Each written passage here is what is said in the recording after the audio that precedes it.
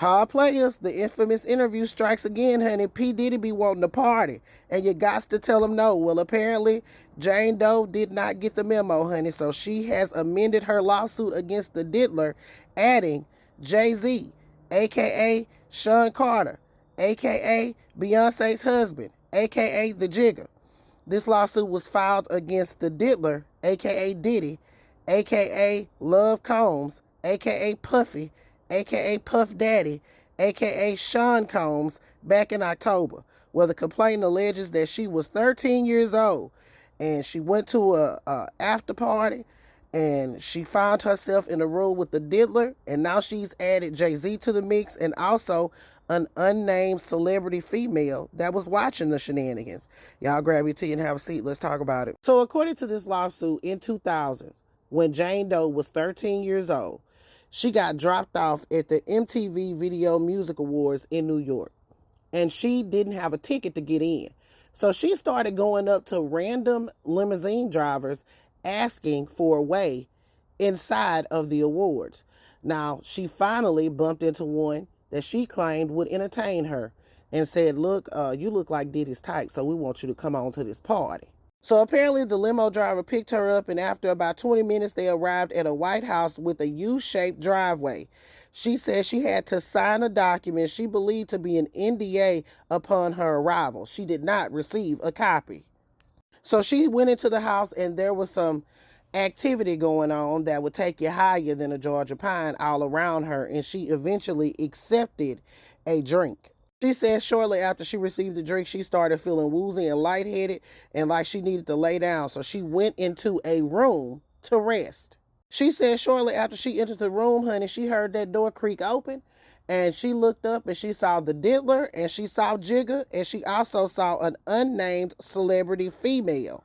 She said the next thing she knew, Jigga was disrobing her and having his way with her while the female celebrity watched the whole thing go down along with the diddler.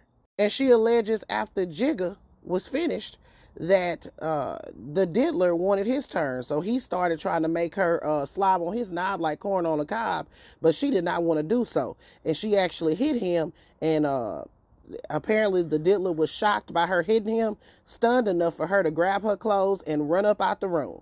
She alleges that she eventually made it to a gas station where some woman saw pity on her and allowed her to use her phone. She called her daddy, and her daddy showed up to pick her up, where she admitted that she had lied about where she had been. So she's seeking damages. Now, this lawsuit was filed by Tony Buzbee. Tony Buzbee was Ken Fisher-Food Paxton's attorney whenever he was getting impeached down there in Texas. Y'all know that he has really jumped on this, and he claims that he's representing hundreds of victims, and apparently he's representing this victim too, and he actually sent Jay-Z a letter in which Jay-Z filed a lawsuit anonymously against Tony Buzbee, alleging that this whole thing was a shakedown. So yesterday, Jay-Z and his attorneys have responded on Roc Nation's Instagram, saying in part, "These allegations are heinous in nature, and I implore you to file a criminal complaint, not a civil one. Whoever would commit such a crime against a minor should be locked up. Would you not agree?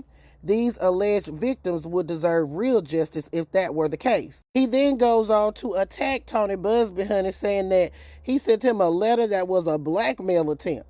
Jay-Z goes on to attack Tony Buzbee's character, saying that he's unethical, and he also goes after his military experience. He says, and I quote, "I have no idea how you have come to be such a deplorable human, Mr. Buzbee, but I promise you I have seen your kind many times over.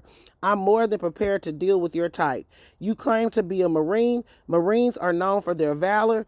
You have neither honor nor dignity." So Tony Buzbee responded. Y'all can pause to read. I really don't like Tony Buzbee. Like I said, he represented Ken Fisher-Food Paxton in that impeachment thing. But anyway, this is going to be very interesting to see how this plays out. The discovery is definitely going to be delicious in this case if they go forward. And it sounds like Jay-Z is not settling. He is going to go forward in this. So we're going to learn a whole lot if this actually plays out in the court of law. I only have one question. Where was the parents? And what did the daddy say when he picked you up? Did you tell him what happened and they didn't go to officers of the goddamn law then? I'm not trying to blame anybody. There's no victim blaming here if this person is an alleged victim. But if my 13-year-old called me, child, y'all put your thoughts in the comments. Y'all let me know what you thinking. This is Double D Mo for the Black Human.